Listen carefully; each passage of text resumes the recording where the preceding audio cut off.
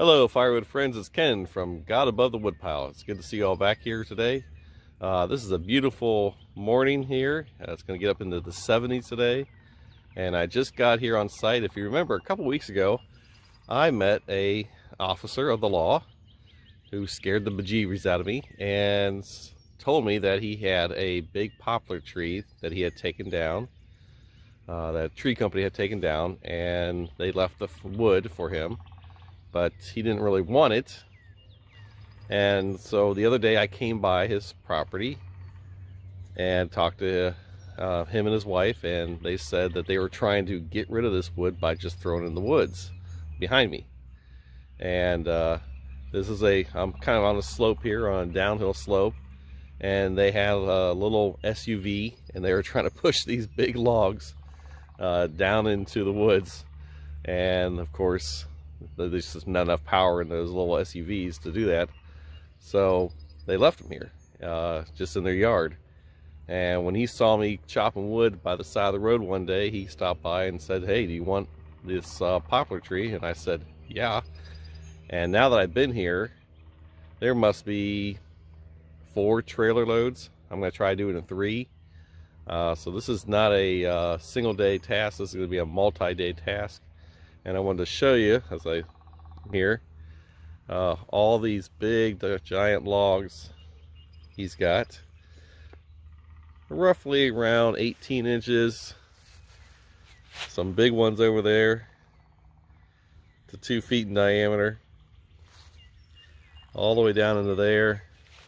They even got a couple pushed down in there, with more this way. Some over there in the woods. So my job is to get as much as I can, and to do it as little trips as possible. So we'll see what we can do today. Also, I'll probably need to sharpen my chainsaw for the first time.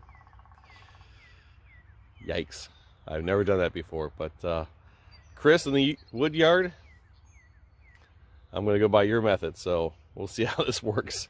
I've only got 2 chains on me today, and one's brand new and the other one is new, but it's used and needs sharpened. So I'm going to try the new one first, and I was using that one yesterday, so I'm going to just do 1 tank today, or start with 1 tank and then see what happens. I might be going home early if I can't get these things sharpened properly, so we'll see.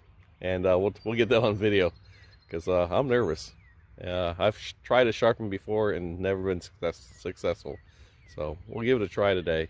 I'm gonna have to, but this poplar is pretty soft, so it should cut for a while, I hope. So we'll see. Let's get started.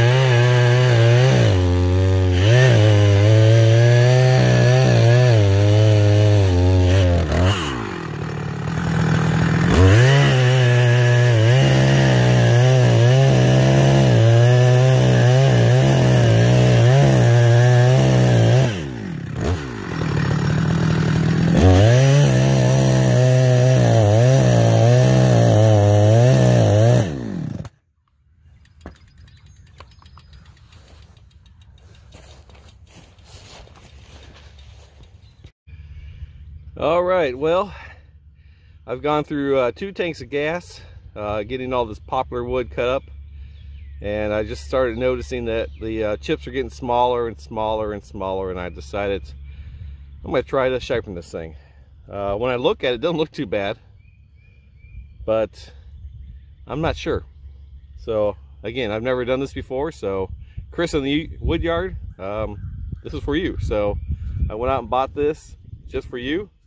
Little rechargeable handheld with a stone tip there, and I'm going to see what I can do and then see how it works. So let's try this.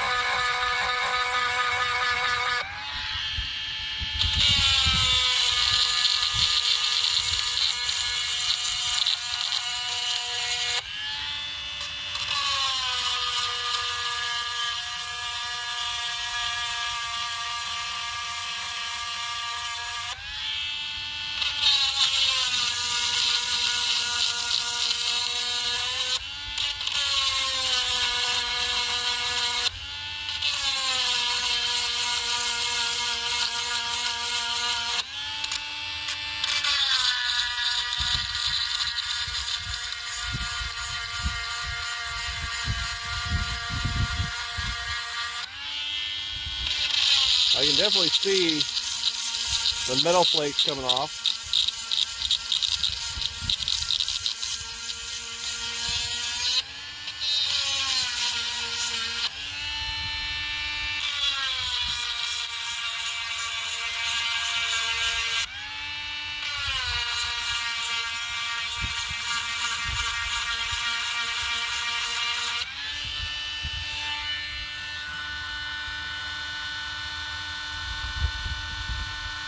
Oh, that's definitely sharper. Yes. Compared to this one that's dull. That's pretty sharp.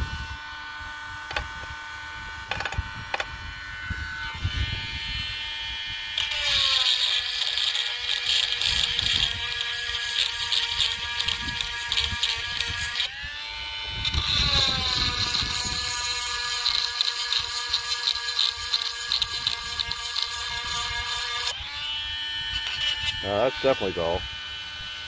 I can tell it's kind of got an oval to it instead of a straight line.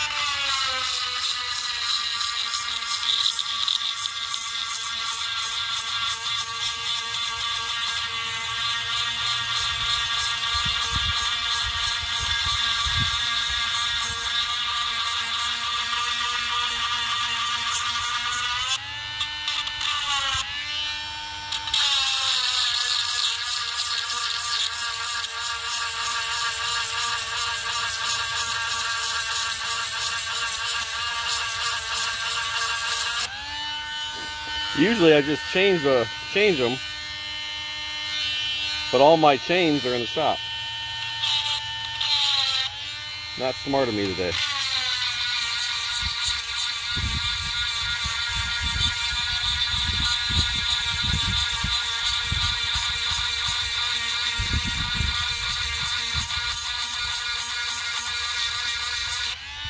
What if I go faster if that helps?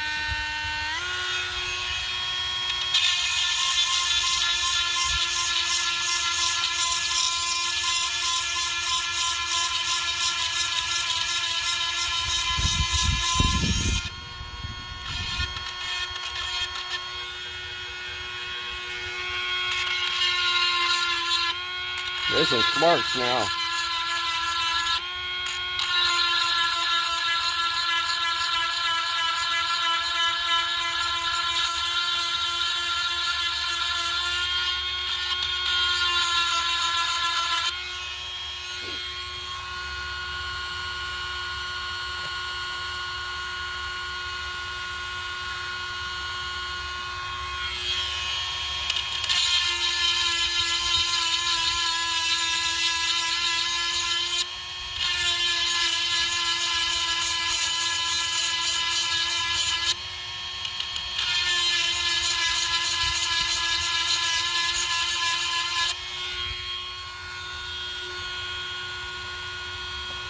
Come on.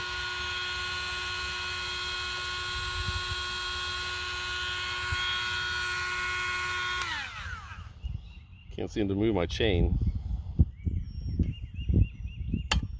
There we go.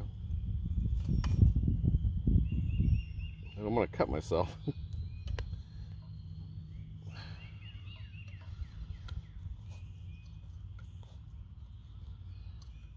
Need to go get my tool. Well, I'm going to finish this up and then see how this cuts. So I'll be right back.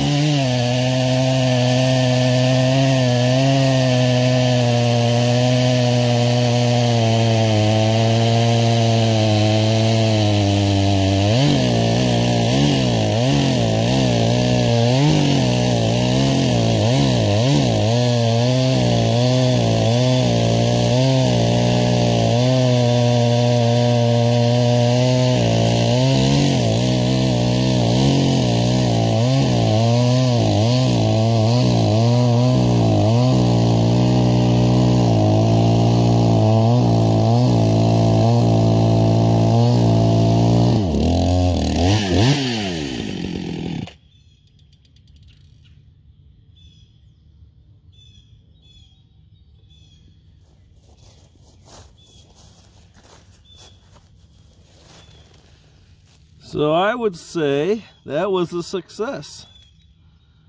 Look at those chips. Those look good. That's what you want right there. So I think I sharpened it pretty decent. Obviously I need lots more practice. But yeah, that's not too bad. So success! So, Chris in the Woodyard, you taught me a good one. I appreciate it. Peace out to you. Thank you.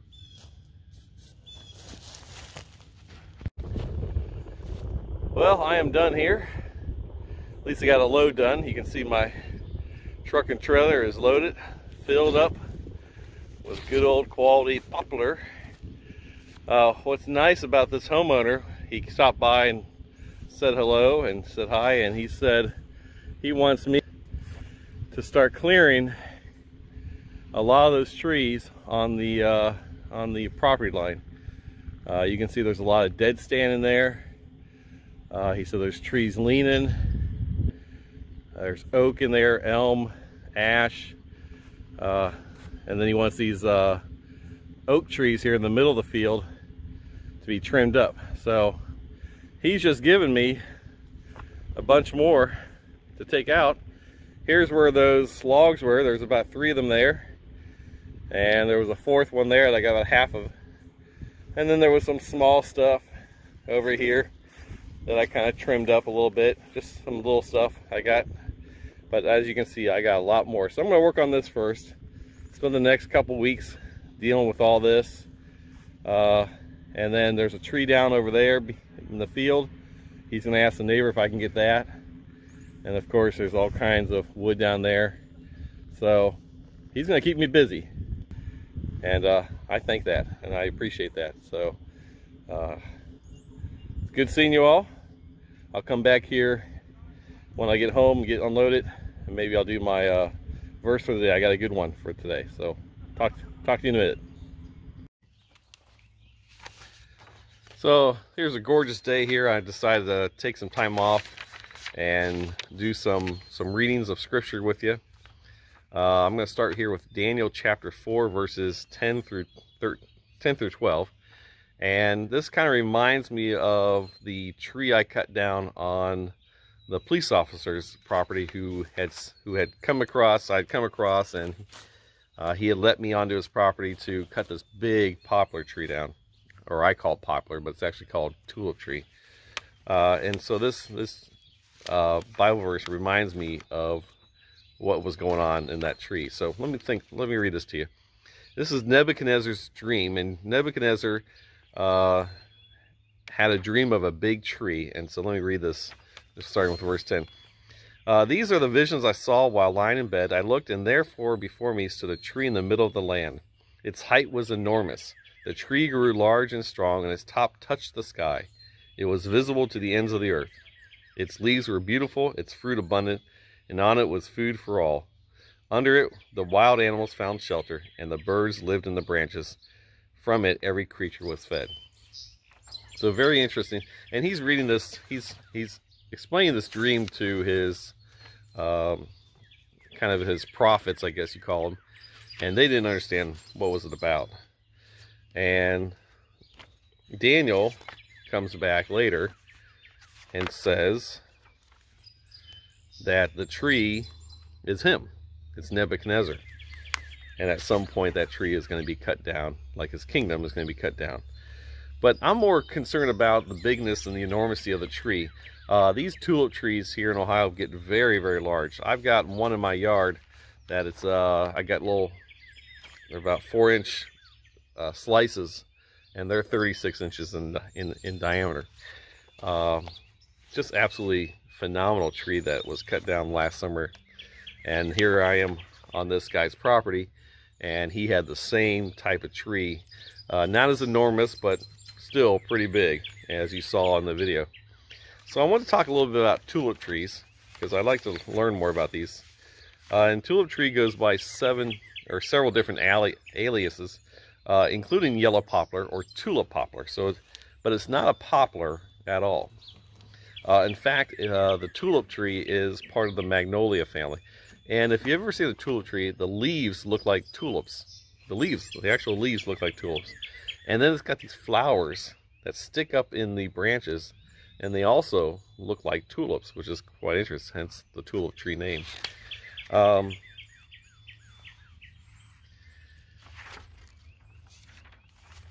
They're very native to the eastern part of the Mississippi River, all the way from Florida all the way up to New York. And they can get as high as 190 feet in some cases. They're not as big as the giant redwoods of California, but they are considered some of the tallest trees in America, because they can get pretty enormous. So as I keep going through here, if we look at the registry of big trees in the world, Chesapeake, Virginia is home to a current tulip tree national champion. 115 feet in tallness, but it's almost 30 feet in diameter. 30 feet in diameter. That's incredible. It's not the tallest tulip tree, but it's definitely the most massive as far as by volume. Other tulip trees do exist that are smaller but bigger, and they're great shade trees that can just grow to these incredible heights. If I do some more research here, talk about in the Bible verse it talked about the animals that lived in the tree, and so the Audubon Society talks about the Baltimore Orioles often build hanging nests in these high treetops because they stand way above the forested canopy.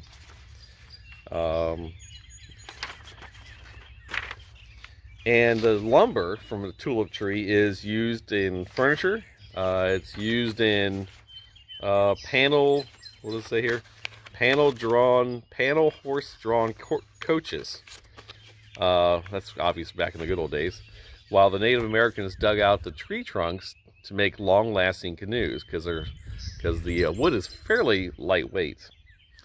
The tulip tree cone dries and hardens as the seasons progress, and by autumn bursts open to release a dozen or so papery, little kind of like little helicopter things that are easily decimated by the wind, or disseminated by the wind. These are important winter forage for the animals, like the gray squirrels, the northern cardinals, and the purple finches. When autumn comes, the green foliage of the tulip tree gives way to a beautiful pale yellow, and then they eventually turn brown and fall from the tree, of course adding nutrients to the forest floor, so that the new little whirly things can then germinate and grow. So very interesting information about the tulip tree.